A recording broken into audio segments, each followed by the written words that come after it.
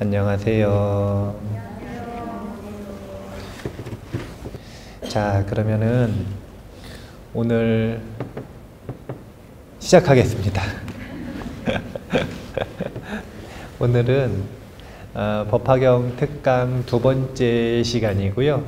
유튜브 기준으로는 3회차가 될 것 같습니다. 오늘은 기본적으로 이 법화경의 특징으로 제가 꼽고 있는 이 특징 중에 하나가, 형식상의 특징이 이 내러티브 설법의 원조다, 이렇게 볼 수가 있어요. 예전에는 이걸 불전문학이라고 했는데 요즘에는 내러티브 설법이다, 이런 용어를 쓰거든요. 이 내러티브 설법이라는 용어를 쓰기 전에는 스토리텔링의 원조다, 이렇게도 표현을 했었어요.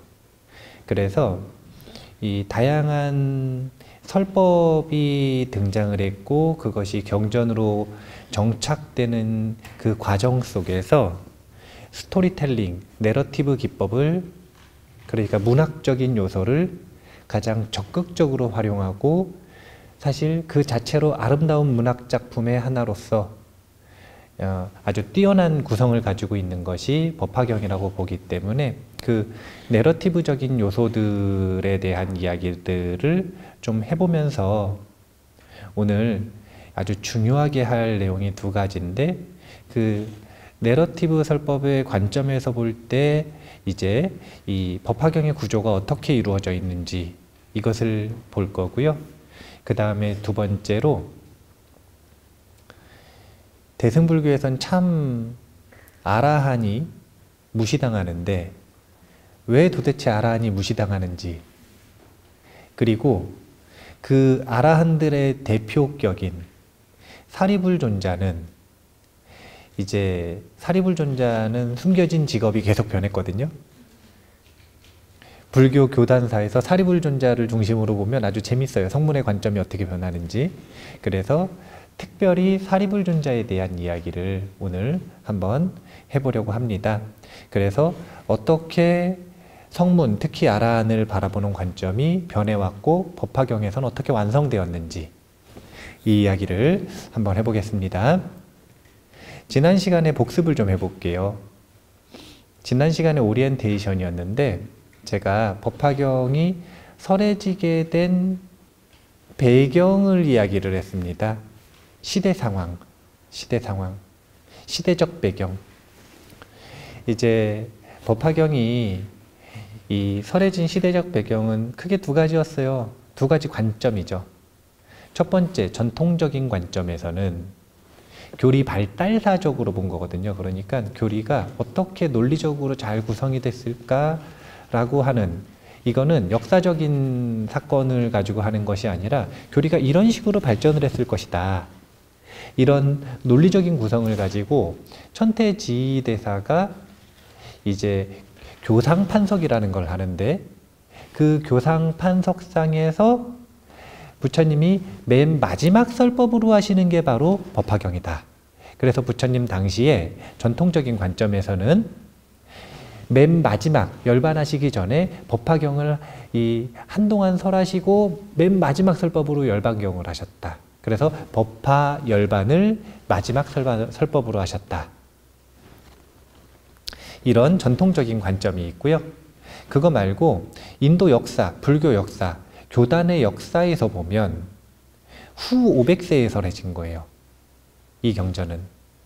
여기서 말하는 후 500세는 무슨 오타각세를 이야기를 하는 게 아니라 뭘 얘기하는 거냐면 부처님 열반하신 뒤에 500년 뒤, 대략 그 경, 그때가 언제냐면은 기원 전후거든요.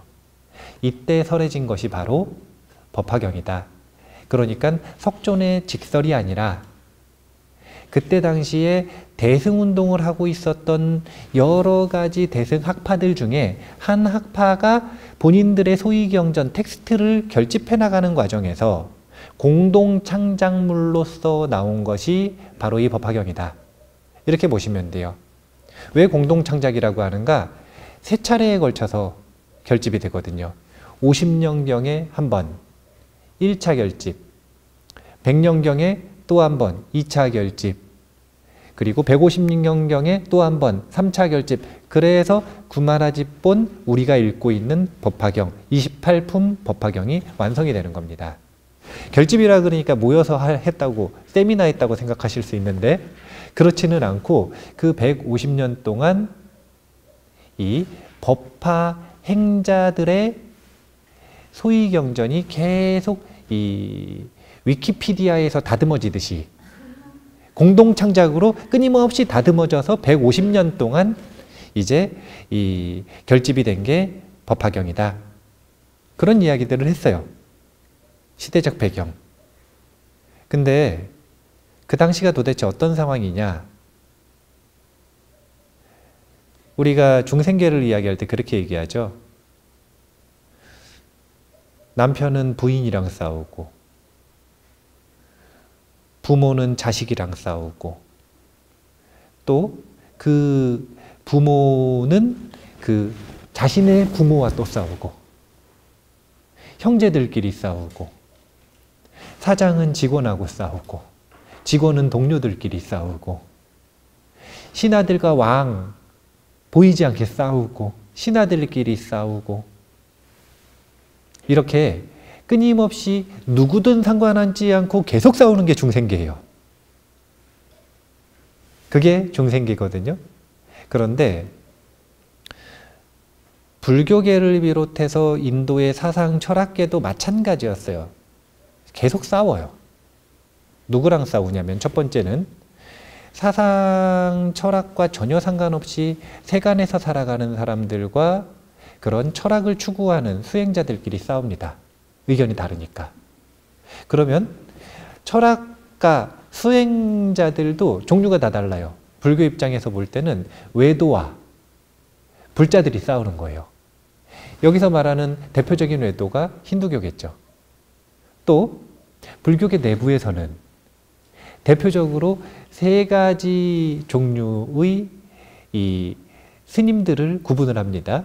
성문, 영각, 보살이 서로 다 싸워요.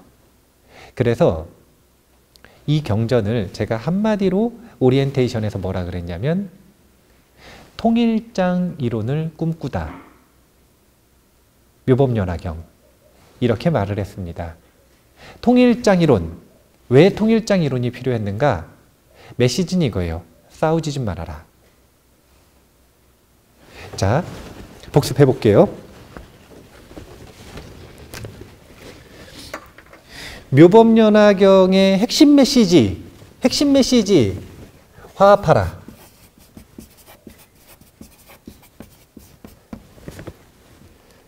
반대로 얘기하면 싸우지 좀 말아라.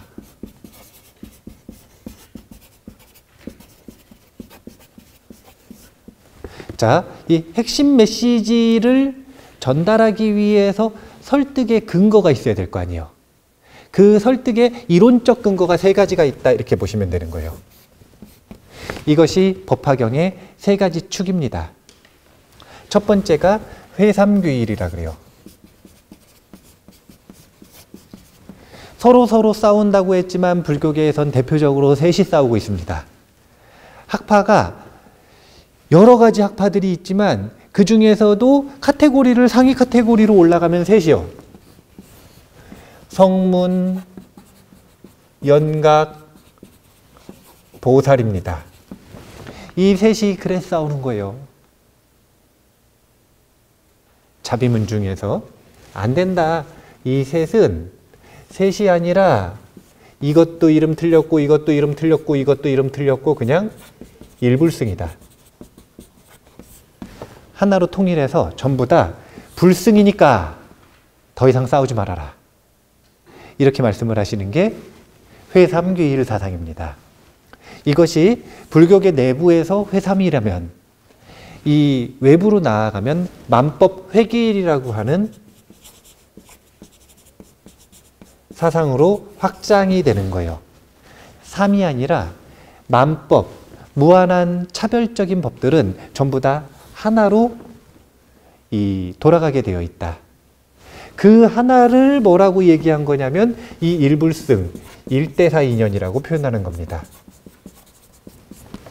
사람이 살아가는 이유, 존재의 이유, 만법이 존재하고 있는 이유, 어디를 향해 나아가고 있는가? 만법은 1대4 인연을 향해 나아가고 있다. 그러면 이 1대4 인연을 추구해서 붓다를 이루는 것, 즉 성불하는 것이 만법이 나아가는 길인데 의문이 드는 거죠. 왜 의문이 드냐면 성불할 수 있나? 오늘 이게 두 번째 시간에 해드릴 이야기인데, 자 봐보세요. 이런 사상이 있어요. 성문은 성문으로서 수행을 하다가 여차해가지고, 그러니까 운이 나빠서 이제 재수가 없으면 이렇게 하려고 그랬는데 그러면은 편집당할 것 같아가지고 했어요? 재수가 아니 운이 나빠서 운이 나빠가지고 수행을 하다가 운이 너무 나빠서 깨달아 버린 거예요. 독과를 얻어버렸어요. 수다원, 사다함, 아나함, 아라한이 돼버렸네요.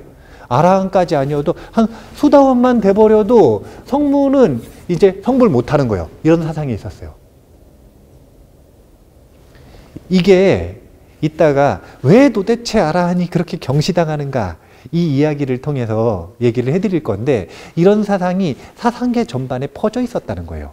성문은, 특히 성문들 중에서도 독과를 얻은 성문은 깨달을 수 없다. 이게 그들의 사상이에요. 성문이 그러한데 영각, 벽지불은 어떻게 취급을 했겠어요?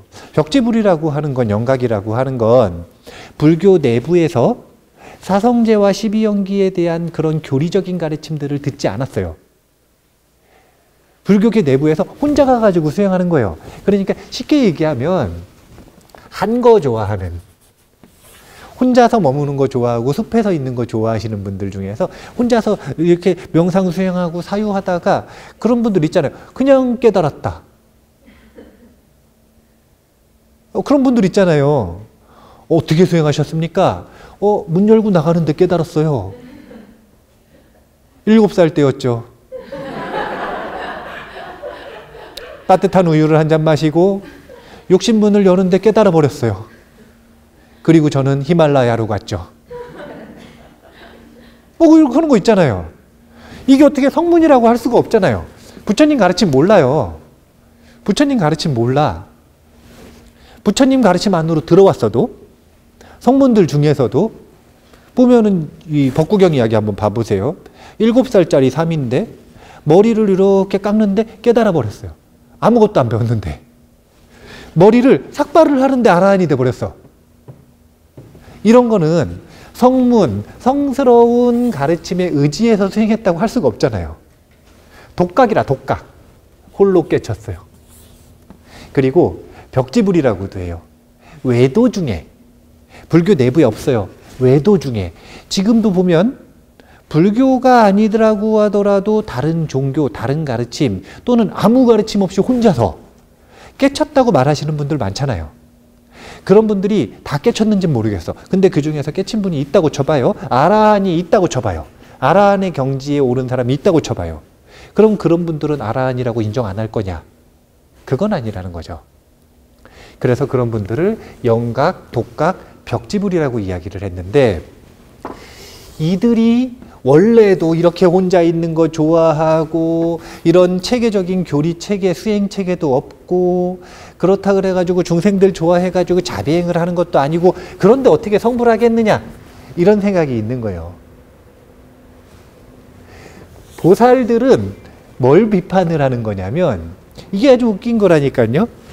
자, 보살 사상은 가지고 나온 사상이 뭐냐면, 이거 너무 길게 하면 안 되는데, 보살 사상은 요약하자면 일체 중생 전부 성불할 수 있대요. 일체 중생 개유불성이랍니다. 일체 중생은 전부 다 불성진이고 있고 성불할 수 있다고 말하는 게 대승불교예요. 그런데 웃긴 건 이 대승불교 극초기에, 자, 금강경이 있었어요. 그 다음에 유마경이 있었어요. 여기서 보면 은연중에 성문과 아라한을 차별하고 있습니다. 은연중에 여전히 성문과 아라한 못 깨닫는다 이러고 있어요. 그러면 일체 중생 개유불성이고 모든 중생은 다 깨달음을 얻을 수 있다. 완성됐어요, 안 됐어요? 안 됐죠. 그것은 보살승의 완성이 아니라고 얘기하는 거예요. 법화경에서. 법화경에서 보살승을 완성하려면 이게 진짜 이상한 거라니까요. 뭐가 이상하냐. 봐봐요. 갓난쟁이 말고 7살, 한 7살 정도 된 어린아이가 유치원에서 유치원 선생님이 법화경을 막 읽다가 유치원에 온 학생한테 얘기를 했어요. 나무불 한 번만 이 낙서를 해도 깨달음을 얻을 수 있다더라. 그러니까 이 아이가 믿었어. 그래가지고 모래사장에 가서 나무불 했어요. 그럼 이 아이는 이제 깨치는 수기를 받은 거라. 자, 봐보세요. 7살짜리 어린아이가 모래에다가 그냥 나무불 썼어요. 그러면 성불할 수 있대요. 근데 아라한은 성불할 수 없대요. 이 얼마나 이 얼마나 황당한 역차별이에요. 이것은 아주 치명적인 교리적 단점인 거예요. 대승에. 성문을 포섭하지 못하면, 아라는 성불할 수 없다라고 하는 이 문제를 해결하지 못하면 대승은 완성되지가 않는 거예요. 그리고 이것 때문에 보살들은 성문과 영각을 무시하고 싸우는 마음이 있었던 거예요. 그래서 보살, 성문 영각 빼고 너희만 깨달을 수 있다라는 거, 그것도 착각이다. 이렇게 이야기를 하는 게 일불술 사상이다. 자, 왜 못 깨닫는 이야기를 했냐면, 그런 사상이 사회 전반에 있는 상황 속에서 모두 다 사실은 일불승으로 나아가고 있고 회삼귀일이다. 너희도 다 깨달을 수 있다. 그런 광고 있잖아요. 야, 너도 할 수 있어. 야, 너도? 야, 나도인가요? 야, 나도 할 수 있어. 할 수 있다는 거예요. 그런데 그동안 뭐라고 계속 배웠냐면 성문은 깨달을 수 있대, 없대요? 없다고 배웠어요. 제가 충격적인 얘기를 해드릴까요? 아라한은 성불할 수 없다. 누가 얘기한 걸까요? 성문 영각 보살 중에. 성문이 얘기한 거예요. 보살이 성문은 깨달을 수 없다라고 얘기를 한 게 아니라, 성문, 그 중에서도 그때 당시에 소승이라고 이야기하는 설일체유부가 주장한 거예요. 설일체유부가 아라한은 성불할 수 없다라고 주장을 했어요. 그리고 그 근거를 바탕으로 보살은 그걸 받아들여서 비판을 하는 거죠. 그런데 그런 사상이 사회 전반에서 주류를 이루고 있는 상태에서 아라한도 성불할 수 있다. 성문이어도 성불할 수 있다. 벽지불이어도 성불할 수 있다. 갓난쟁이도 자기도 모르게 나무불 했으면 성불하는 거예요. 이거 받아들일 수 있겠어요? 없겠어요? 그러니까 일대사 인연으로 나아가는 거고 일불승을 향하고 있고 다 좋은데 근거가 뭐냐고 묻는 거예요. 그 근거에 대해서 이야기를 한 게 구원성불이라고 하는 사상이라는 거예요. 구원성불 사상이에요. 왜 일불승으로 나아갈 수 있느냐? 왜 깨칠 수 있느냐? 못 깨달은 사람이 깨닫는 게 아니라 원래 깨달았던 사람이 지금 중생으로 되어 있다는 거예요. 그러면 예전에 원래 깨쳤었고 자기가 자발적으로 중생이 됐으니까 없던 걸 만드는 게 아니라 원래의 상태를 되찾는 것뿐이다. 이 이야기를 하는 게 구원성불 사상이다. 이렇게 보시면 돼요. 그러면 구원성불을 하기 위해서 가만히 있으면 깨닫는 거냐? 원래 성불했었으니까. 그거는 아니라는 거죠. 이 성불의 상태를 회복하기 위한 구체적인 수행이 필요한데 그 수행 모델을 제시하는 게 행보리심 보살 수행을 이야기를 하는 겁니다. 이것이 이제 후반부에 보살의 롤모델들을 보여주는 것과 그 다음에 중간중간에 계속 보여주는 오종법사행을 이야기를 하는 거예요. 법화행자로서 관세음 보살을 닮아서 수행할 수도 있고 묘장엄왕 보살을 이야기할 수도 있고 야광 보살을 따라할 수도 있지만 보현보살 따라 할 수도 있지만 상불경보살 따라 할 수도 있지만 그 롤모델 따라 하는 것 말고 기본기는 법화행자는 오종법사행을 한다. 이렇게 실천까지 이야기를 하는 것이 법화경의 핵심 이론적 체계다. 세 가지 축. 이렇게 보시면 됩니다. 지난 시간에 이제 공부 안 하신 분들은 지금 복습을 하는데 처음 듣는 거라 이게 복습을 할 때는 눈이 초롱초롱 해야 되는데 감기는 것 같아요. 그래서 그건 금방 그만할래. 복습 그만할래요. 예, 제가 눈이 다시 초롱초롱해질 수 있게 내러티브적 요소를 가미하기 위해 옛날 이야기 하나 해드리겠습니다. 이제 법화경 영험담에 나오는 이야기예요. 법화경은 영험담이 책으로 많이 묶여 있어요. 왜냐하면 이게 그 전문 수행자 그리고 이론 수행자들을 위한 책이라기보다는 그들을 위한 책이기도 하지만 신행, 믿음을 바탕으로 법화경을 수지하고 독송하고 그것만으로도 성불할 수 있다라고 그러니까 믿음을 바탕으로 수행하는 사람들도 포섭하는 경전이기 때문에 다양한 신행 영험담들이 있습니다. 이야기를 듣기 전에 제가 지난 시간에 2가지 숙제 내드렸어요. 첫 번째는 오종법사행 중에 본인은 무엇을 할지, 무엇을 실천할지 결정하시라고 했고, 두 번째는 법화경 목차 전부 다 외우시라고 했죠. 다 하셨을 거라고 생각을 하고 이따가 요거 끝나고 나서 한 분만 딱 결정을 해가지고 한 분만 딱 지적을 해서 이 점검을 한번 해보는 걸로 하겠습니다. 누군지 알 수 없어요. 자, 법화경 독송의 공덕. 중국의 동진시대에 법지라는 스님이 있었다고 합니다. 근데 이 스님은 여항산이라고 하는 산에서 암자를 짓고 매일같이 아침 저녁으로 법화경을 수지 독송하셨대요. 그러니까 도우스님하고 좀 비슷한 거죠. 도우스님이 매일 사시 맞이할 때 법화경을 독송하고 사경을 하시니까 이게 이제 매일같이 이어지면서 몇 년이 되고 몇십 년이 되면 이제 이 영험담이 나오는 거예요. 그런데 이 법지 스님이 법화경을 막 수지를 하는데 신기한 일이 벌어지기 시작한 거예요. 그게 뭐냐면 꿩 한 마리가 맨날 법화경 독송할 때마다 옆에 와가지고 가만히 앉아 있는 거예요. 그러니까 스님이 이게 반복되니까 알아듣나? 이런 생각을 하기 시작했는데 몇 년 동안 꿩이 그 시간마다 계속 와가지고 옆에 앉아 있어요.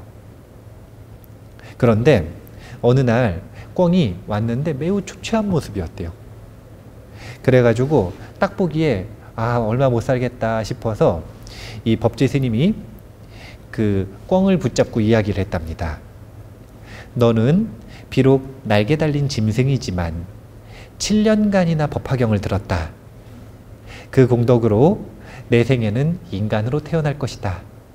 이렇게 말했는데 공교롭게도 꿩이 보니까 그 다음날 죽어 있는 거예요. 그런데 그날 밤 스님 꿈에 동자 스님이 하나가 나타났어요. 동자 스님이 나타나가지고 스님한테 절을 딱 하고 말하는 거예요. 저는 스님 곁에서 법화경을 듣던 꿩입니다. 독경을 듣던 인연으로 그 마을의 왕시집에 아들로 태어나게 되었습니다. 그러니까 혹여 저를 좀 가르쳐 주시려면 저를 찾아오시면 되는데 확인을 하시려면 겨드랑이를 이렇게 들어보면 겨드랑이에 털이 있대요. 왜냐면 꿩이었기 때문에 본인이 표시를 해놨대. 겨드랑이에 털이 있을 것이다. 그래서 그 새 털을 확인하시면 저라고 생각하시면 됩니다. 그리고서 저를 거두어 달라고 부탁을 하고 간 거죠. 얼마 후 왕씨네 집에 진짜 가보니까 아들이 하나 태어나 있어가지고 겨드랑이를 이렇게 열어보니까 여기 꽁털이 있더래요. 그래서 왕씨한테 이야기를 하고 이러이러한 사정이 있었고 하니까 나중에 이 아이는 출가를 시키면 좋겠다. 그래서 왕씨가 7살 되던 날 이 아이를 출가를 시킨 거예요. 그래서 16세까지 열심히 수행을 하다가 이제 16세쯤 돼가지고 계를 받았답니다. 그런데 계를 받을 때 법명을 받는데 겨드랑이에 털이 있다 해서 담익이라는 법명을 받았대요. 담익, 겨드랑이에 이 새털이 있다 그래가지고 날개에 털이 있다 그래서 담익이라는 법명을 받았는데 이 담익 스님은 신기한 게 출가하기 전에는 안 그랬는데 출가를 딱 해가지고 담익이라는 법명을 받고 수행을 하는데 법화경을 딱 듣자마자 한 글자도 안 빼놓고 다 외운 거예요. 신기한 일이죠. 그래서 줄줄줄줄 외우면서 이제 법화경 전문 강사가 됐죠. 법화경을 전문적으로 공부하고 전문적으로 기도하고 전문적으로 강의하고 이런 강사가 됐는데 이제 어느 날 회계지방이라고 하는 곳에 진망산으로 들어가서 이제 여전히 또 법화경 공부에 진력하고 있었어요. 이제 한 작년쯤 되는 나이가 된 거예요. 그런데 어느 날 이쁜 여자가 찾아왔습니다. 산에는 꼭 보면 이쁜 여자가 찾아와요. 이쁜 여자가 찾아왔는데 절세의 미녀라고 기록이 되어 있습니다. 이 절세의 미녀가 흰 돼지 한 마리하고 마늘 2통을 들고 찾아왔어요. 왜 찾아왔나 봤더니 산에서 이 나무를 뜯다가 호랑이를 만나가지고 여기까지 도망왔대요. 그러니까 좀 숨겨달라고, 하룻밤만 쉬어갈 수 있도록 해달라고. 이제 담익 스님이 난감했습니다. 절세의 미녀가 같이 있으면 소문도 나고 또 이 번뇌도 일어나고, 그런데 또 어두컴컴한데 호랑이한테 쫓겼다는데 내쫓을 수도 없고, 그래가지고 저기 창고 있는 데다가 풀을 딱 깐 다음에 거기서 안 추우니까 주무시라고. 그리고 나서 이제 들어가서 다시 또 마음을 다스리기 위해서 법화경을 막 읽고 있었어요. 그런데 이 절세의 미녀가 하면서 찾아온 거예요. 왜 그런가 봤더니 배가 너무 아프대요. 배가 너무 아프니까 배 좀 주물러 주면 안 되겠네요. 절세의 미녀가 배를 주물러 달라 그러니까 너무 난감한 거예요. 그래서 담익 스님이 내가 계를 받은 몸이라 이 여성의 몸에 신체에 손을 댈 수가 없기 때문에 이 배를 주물러 줄 수가 없다고. 그러니까 이 여인이 은근히 한마디를 하는 거예요. 보니까 법화경을 읽으시는 것 같은데 배 아파 죽겠는 중생이 있는데 그걸 계를 지키겠다고 거절을 하시는 게 부처님의 자비입니까? 그러는 거예요. 테스트를 하는 건지 유혹을 하는 건지 모르겠어요. 그러니까 담익 스님이 들어보니까 맞거든요. 맨날 그 뒤에 보살행에 대한 이 경전들을 읽을 때 이러면 안 되는데 이런 생각이 드는 거예요. 그래가지고 머리를 좀 써서 그걸 뭐라 그러지? 이런 지팡이 같은 거, 스님들 들고 다니시는 이런 지팡이 같은 거에다가 수건을 딱 싸가지고 따시게 딱 만든 다음에 그걸로 이렇게 배를 이렇게 줄.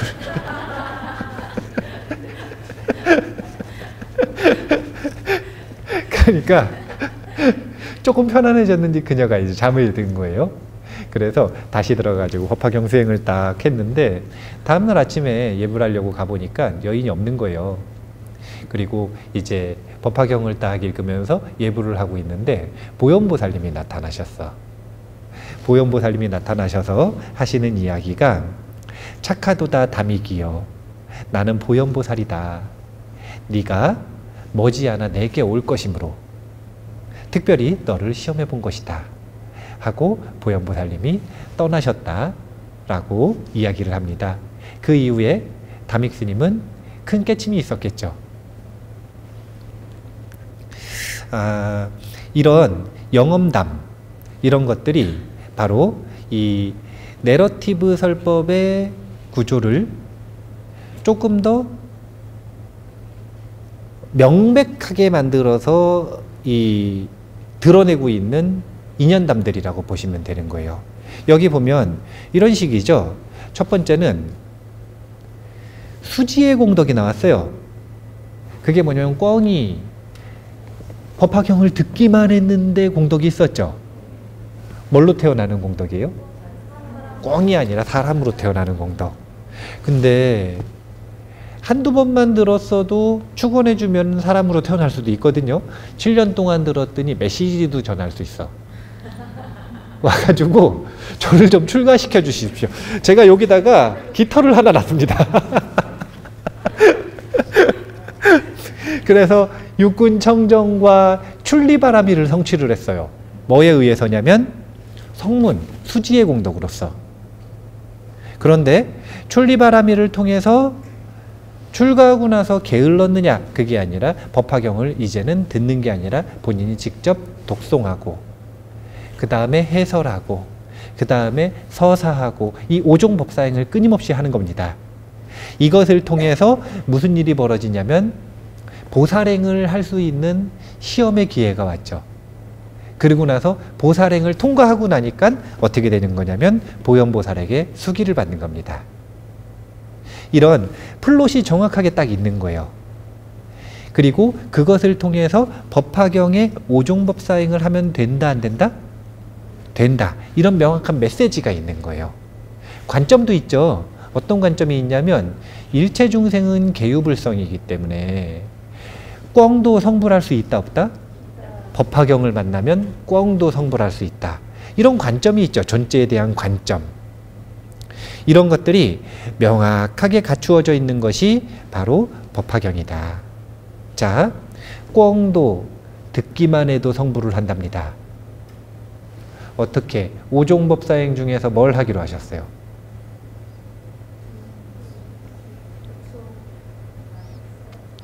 네, 안 하기로 하신 분 빼놓고는 다 대답을 하셨다고 생각을 합니다.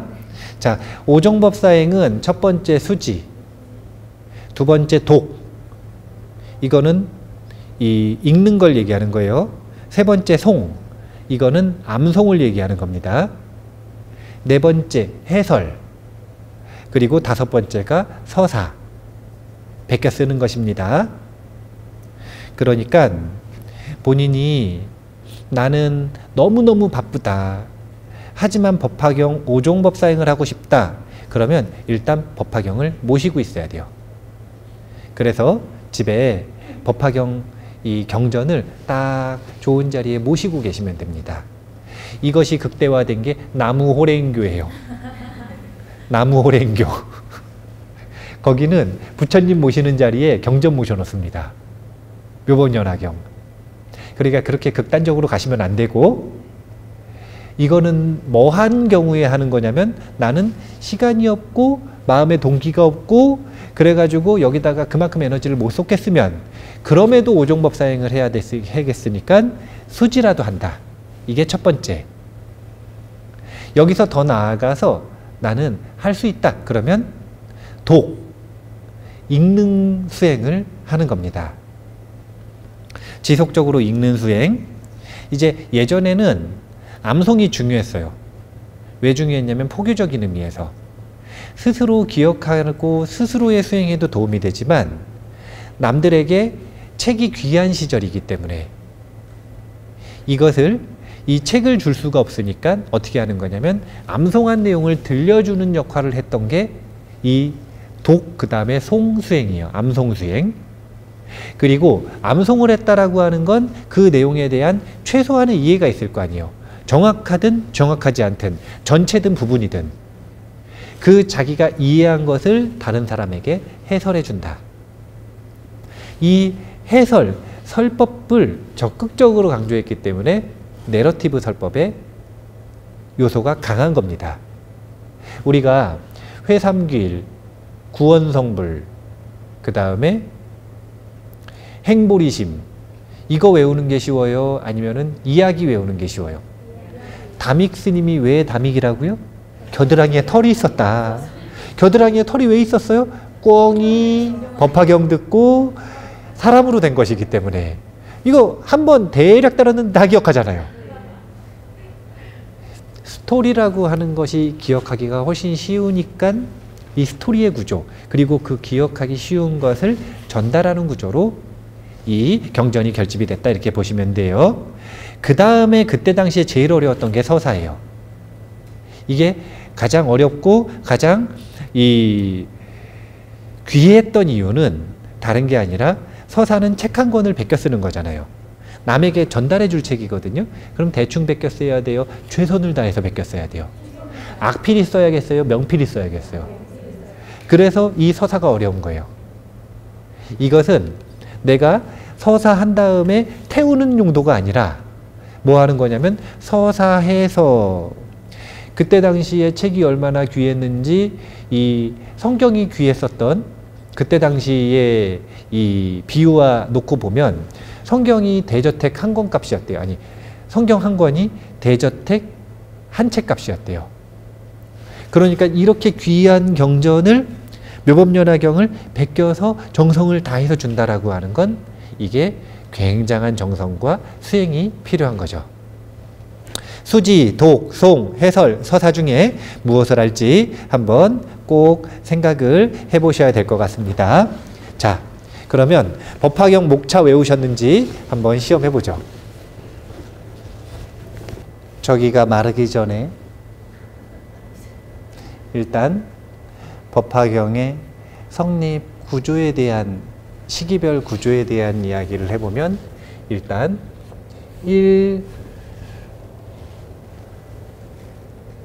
1회차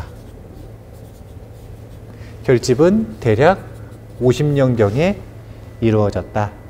그래서 이때 결집된 게 원형법화경이라고 이야기를 합니다. 원형법화경.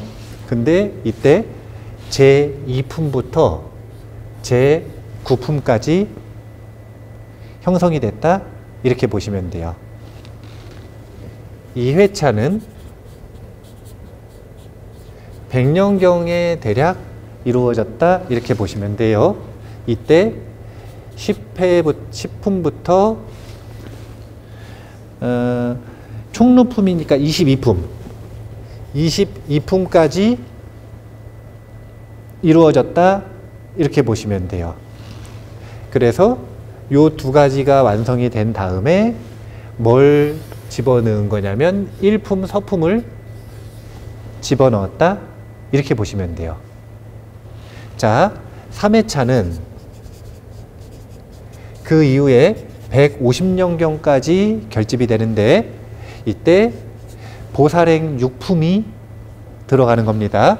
후 6품, 23부터 28품까지 후 6품이 이때 결집이 됐다. 이렇게 보시면 돼요.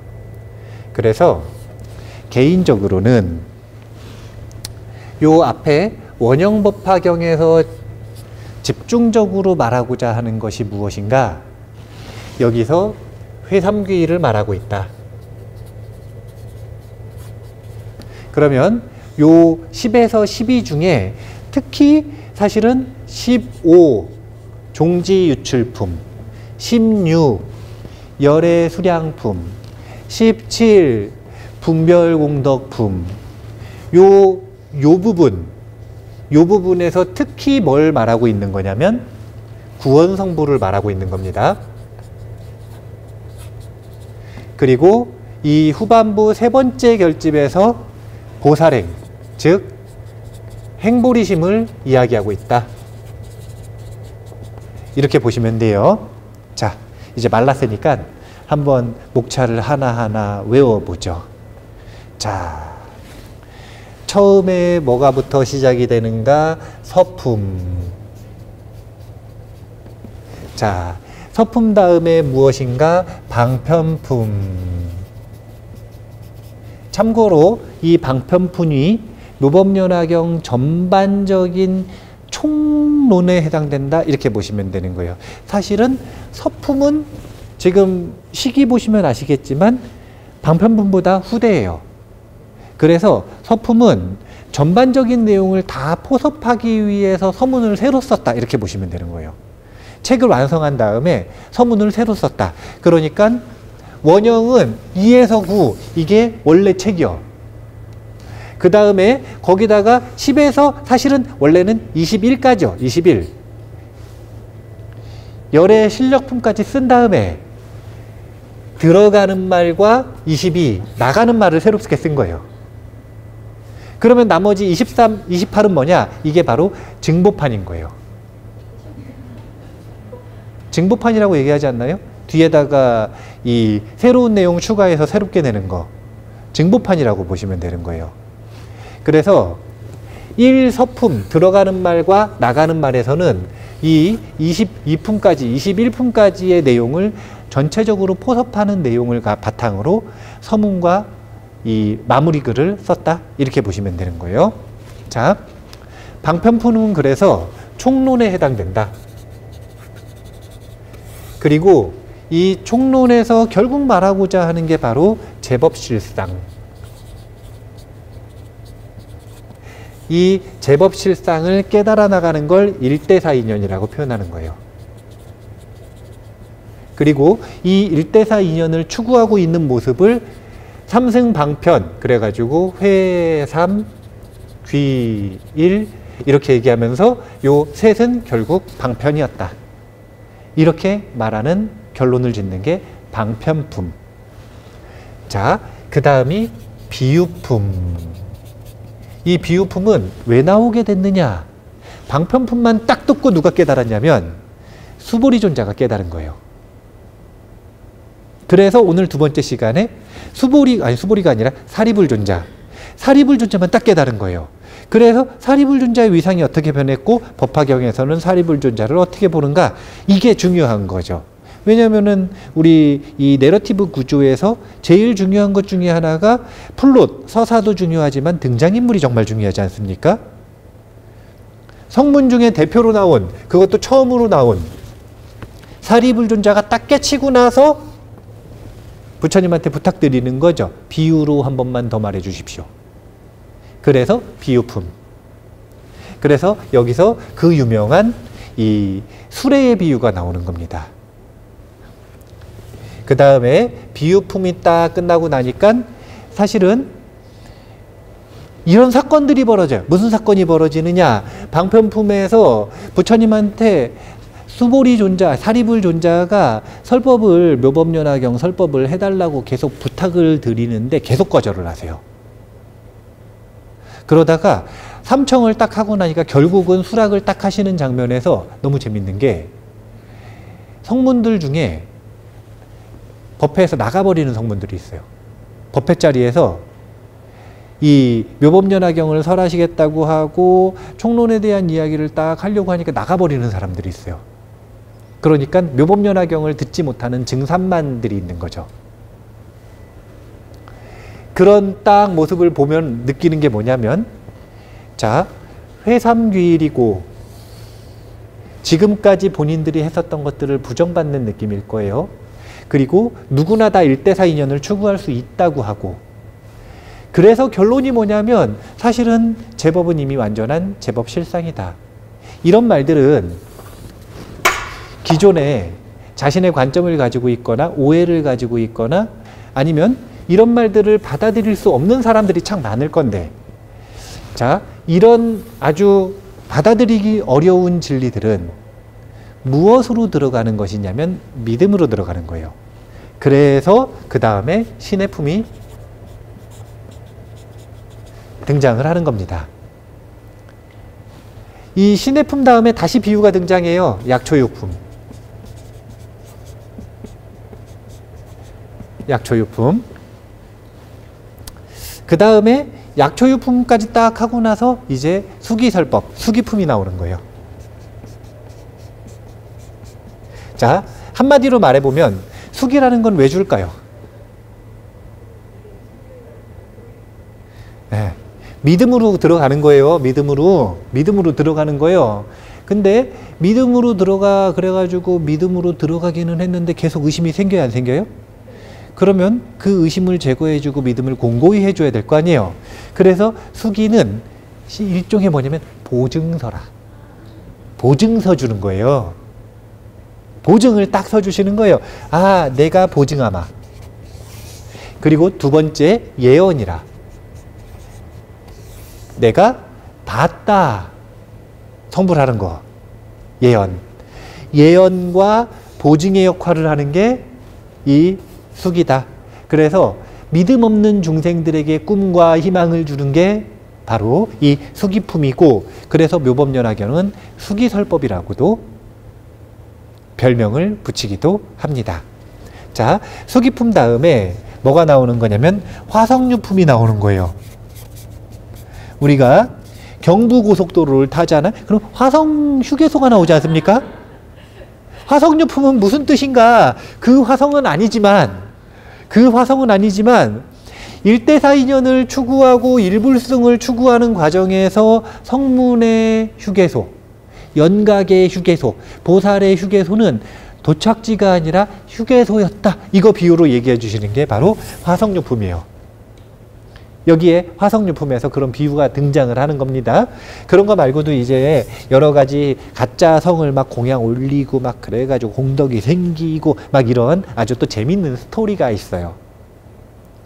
여기에는 전부 다 아주 재밌는 스토리들이 있어요. 자, 그 다음에 화성유품 다음에 또 수기를 받아. 500제자 수기품. 그 다음에 수, 학, 무학, 인, 기품. 이게 뭐냐면은 학, 배울 게 남아있는 존재들, 무학, 아라한들. 학과 무학이 수기를 받는 거예요. 수, 학, 무학, 인기품. 자, 여기까지가 1기 원형 법화경에 해당이 된다. 그래서 법화경에 아주 유명한 법화치류라는 게 있거든요. 근데 그 법화치류가 사실은 법화치류 중에 5가지가 여기 다 포함이 되겠어요. 전반부에 다 있어요. 나머지 유명한 비유 2가지는 중반부에 있고 후반부에는 비유가 따로 필요가 없어. 왜냐? 상불경보살이 비유라. 묘장어망 본사가 그 스토리가 비유로 충분해요. 야광보살이 본인의 몸을 소신공양 올리는 거, 이거 스토리로 충분해요. 그러니까 다른 비유가 또 필요 없는 거예요. 자, 여기까지가 전반부. 그 다음에 중반부로 들어가 볼게요. 이거 다 외우고 계시죠? 한번 테스트 해볼까요?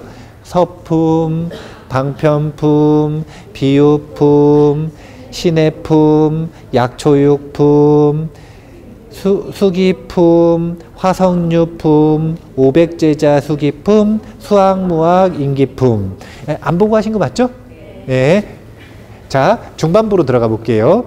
중반부로 들어가면 이제 이런 것들을 바탕으로 해가지고 1번으로 나오는 게 뭐냐면 법사품이요. 자, 제가 2가지 숙제를 내드린 이유는 다른 게 아니라 5종 법사행 중에 무엇을 할 것인가. 배웠으면 뭘 해야 돼요? 법사를 해야죠. 그래서 법사품부터 시작인 거예요. 법사를 하는 게 다른 게 아니라니까요. 그때 당시에는 법화경을 가지고만 있어도 법사요. 그것만으로도 권력이에요. 왜 보면 공자님한테 가가지고 야인들이 찾아간단 말이요. 그때 당시에 선비들이 이제 야인들인데, 이 야인들이 저희 공자님 딱 찾아가지고 굴비를 가지고 가.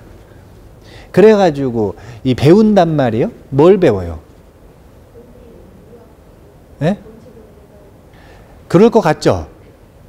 야인들이 가서 배우는 건 한자를 배우는 거예요. 한자. 한자의 문법이나 문장이나 철학을 배우는 게 아니라 한자를 제일 먼저 배우는 거예요. 왜냐하면 한자, 한문이라고 하는 중국어의 특징은 그 한자의 이 사전 지식, 배경 지식의 범위가 얼마냐에 따라서 한자를 아는 것 자체가 권력이에요. 한자를 얼마나 잘 쓰고 문장을 얼마나 잘 만들고 이게 문제가 아니라 한자 자체를 모르면 중국어의 특징 자체가 한자 자체 이 아는 단어 자체가 적으면 이미 잠재력이 완전히 제한되어 있는 거예요. 그래서 한자를 안다는 것 자체가 그때 당시엔 권력인 거예요. 마찬가지로 법사품의 가장 기본은 그때 당시에는 저 책이 있다는 것 자체가 권력이요. 네. 수지 자체가 권력인 거예요. 그래서 수지하는 것만으로도 법사가 시작이 되는 겁니다. 그래서 우리가 요즘에 법사라고 표현을 하면 이 법사가 포교사 뭐 이런 말과 연관성이 있어요. 같이 쓰입니다. 그런데 이 포교사 그러면은 왜 포교사 고시, 포교사 과정, 포교사 시험, 포교사 훈련 이런 것들과 연관이 되어서 저런 걸 해야 포교사하고 법사할 수 있지 않는가 이렇게 생각을 하는데 그건 요즘 시스템이고 법화행자는 끊임없이 보증해주고 예언해주고 거기다가 또 뭘 해주냐면은 약간 광고도 계속 해줘요. 법화경에서 광고를 계속해. 법화경 중간중간에 뭐라고 얘기를 하냐면 법화경 독송하면 공덕이 크대요 안 크대요?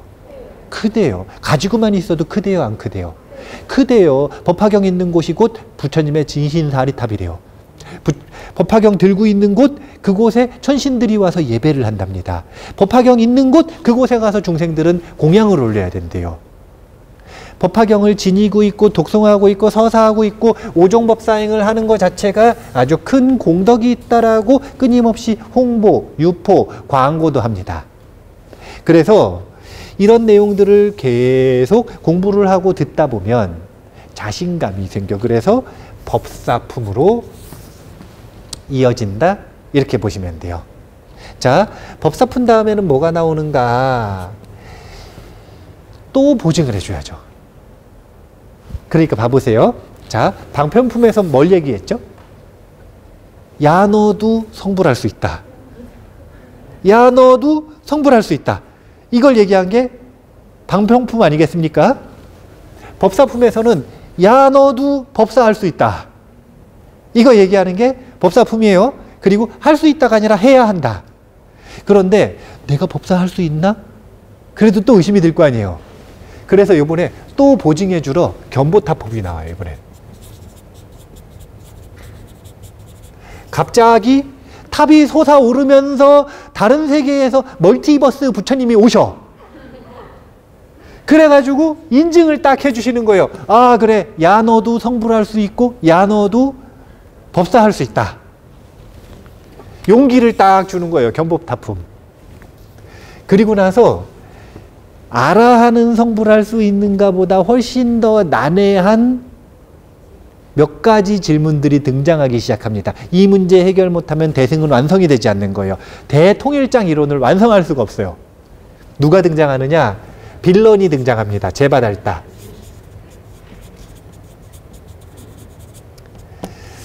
불교계에는 여러 명의 빌런들이 있지만 그 중에서 사실상 거의 독박을 쓴 인물이에요. 불교는 화합을 강조하고 싶었어요. 그래서 분쟁들이 조금 있었어도 그 분쟁들이 막 드러내놓고 크게 말하고 싶지 않아요. 그러면 빌런 한 명한테 몰아줄 필요가 있는데 그 한 명이 바로 제바달다라고 보시면 되는 거예요. 그래서 제바달다만 따로 연구하시는 분들도 있어요. 과연 제바달다 진짜 악인인가? 아니면 교단의 희생자인가? 그런 연구가 있을 만큼 이 제바달다에 대한 것은 아주 중요한 이슈예요. 그런데 제바달다가 만약에 불선업, 악업을 지었다면 도대체 무슨 악업을 지었는가? 그 명칭이 뭐냐면 바로 오역죄예요. 오역죄. 자, 한번 보자 이거예요. 다른 성문 그래 알겠다. 그러면 오역죄 지은 사람도 성불할 수 있느냐? 이 문제 해결해야 되는 거예요. 이 문제 해결하는 게 제바달다품. 그 다음이 권지품인데 이 권지품에서는 누가 나오는 거냐면 비구니들이 나옵니다. 여성 성불의 문제가 나오는 거예요. 여성 성불. 여성은 성불할 수 있는가? 이것에 대한 논의를 다루고 있는 게 권지품. 법사품, 견보타품, 제바달다품, 권지품. 그 다음이 뭐냐면 안락행품이요. 안락행품. 그리고 또 요 둘 중에 빼먹은 게 있는데 용녀가 나옵니다. 용녀. 용녀는 두 가지 다 걸쳐 있죠. 여성이에요. 소녀예요. 거기다가 축생이요. 여성이고 소녀고 축생인데 성불할 수 있는가? 이런 문제 나오는 거예요. 근데 황당하게 해요. 어떻게 하냐면 성불을 하는데 사마승직업 10대검 안 걸리고 이 일생성불, 즉신성불 이 몸으로 그 즉시 성불해버려요. 이런 재밌는 논의들을 지금 다 끌고 오는 거예요. 그때 당시에 싸우던 문제들. 그래서 제가 뭐라고 얘기하는 거냐면 싸우지 좀 마라. 그 얘기를 지금 계속 하고 있다라고 얘기를 하는 겁니다. 싸우지 좀 마라. 어차피 다 같은 길 가고 있는 거고 다 갈 수 있다. 대통일장 이론. 안락행품. 이런 문제들 다 해결하니까 이제 안락해요. 그래서 안락행이라고 하는 게 도대체 무엇인지를 이야기를 해주시는 게 안락행품. 이제 중반부에서도 이 부분 이후는 조금 다르다고 보셔야 돼요. 왜냐하면 열애 수량품 종지 유출품이 구원성불의 핵심이기 때문에 그래요. 그러다가 여기까지 이후에 갑자기 배경이 변합니다. 환상세계로 들어가 버려요. 그 사건이 바로 종지유출이라. 종지유출품. 이게 뭐냐면은 갑자기 땅에서 수많은 탑들이 막 솟아나요. 그러면서 온 세계에 있는 부처님들이 갑자기 다 나오시거든요. 보살님들이랑. 그래 놓고 뭐라 그러시냐면은 그 수많은 보살님들이 전부 석가모니 부처님 제자래. 근데 종지유출품 아니에요? 용출품. 종지용출품. 근데 갑자기 그 모든 보살님들이 다 석가모니 부처님 제자래요. 여기서는 어떤 문제를 끌고 오는 거냐면 그러면 석가모니 부처님은 45년 전에 성불하셨는데 45년 동안 어떻게 저 많은 보살들을 전부 다 보살로 만들었느냐 이거예요. 왜냐하면 그 보살들이 최소한 1아승직업, 2아승직업, 3아승직업 수행했을 텐데 이건 뭐랑 비슷한 거냐면은 증조할머니가 눈앞에 있는데 증손녀가 저분은 내 딸이다 이런 거랑 비슷한 거예요. 시간적으로 도저히 이해 안 되는 그 미스테리를 의문을 보여주는 게 종지유출품이에요. 그래서 이걸 해결하는 게 바로 구원성불을 이야기하는 열애 수량품입니다.